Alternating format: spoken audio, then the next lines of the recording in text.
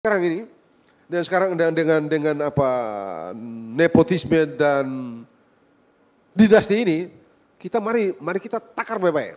Pak, Bapak punya hak, saya punya hak. Bagaimana caranya?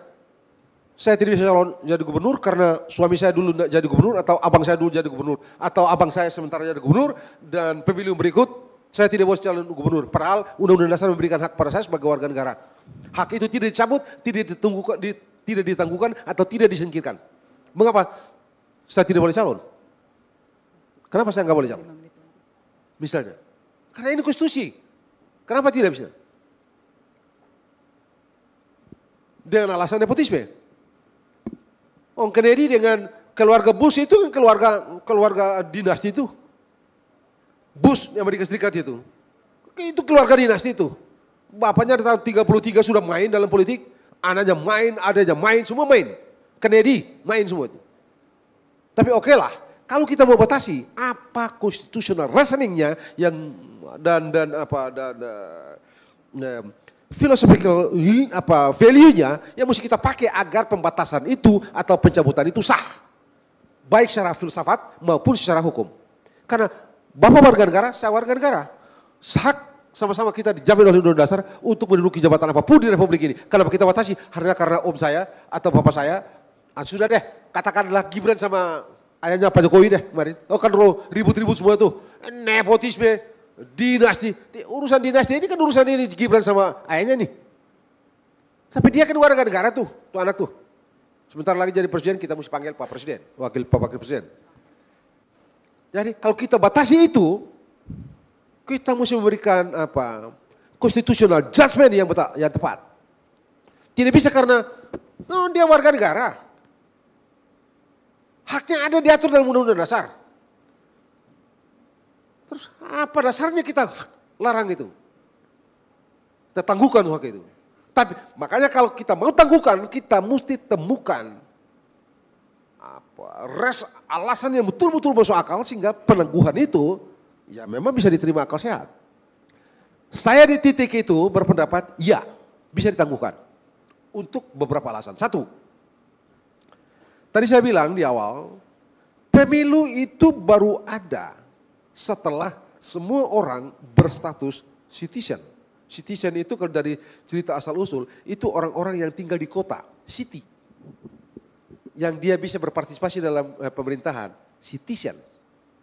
City, state, status, dan politik. City. Jadi setelah kita menjadi warga, barulah kita berpartisipasi. Jadi kebalikan dari budak. Nah karena itu menurut saya,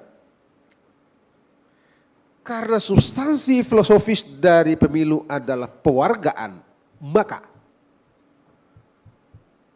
menurut saya ada alasan yang cukup untuk membatasi hak orang untuk yang itu dalam kerangka dinasti itu. Kenapa?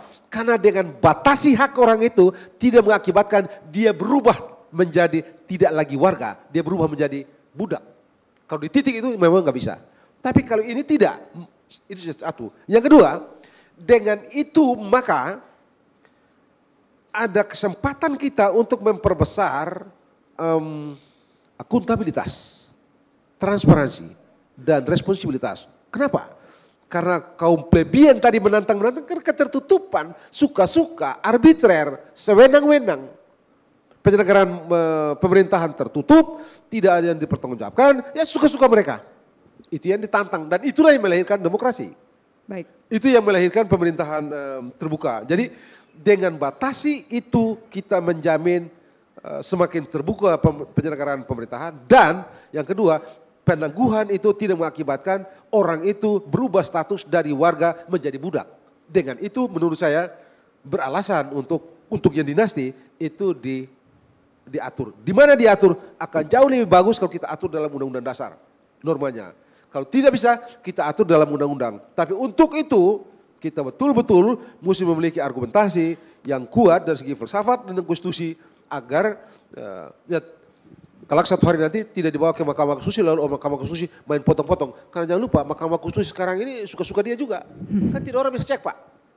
Kalau dia sudah putus dia bilang mau apa. Sekarang ini kalau dia bilang Tidak bisa mau apa? Mau apa kita? Mau bakar? Wah, Bapak akan suruh hentikan itu. Jadi ini juga satu kelemahan. Jadi makanya sekali lagi, kalau kita mau hentikan dinasti ini, saya setuju memang mesti dihentikan. Tapi itu tadi kita mesti betul-betul menemukan argumentasi yang hebat, baik dari segi konstitusi maupun dari segi filsafat. Tanpa itu, Mahkamah Konstitusi bilang ini konstitusional barang ini nih. Kenapa kau kenapa kau batasi orang ini? Dan jangan lupa, sistem kita ini punya kelemahan luar biasa juga.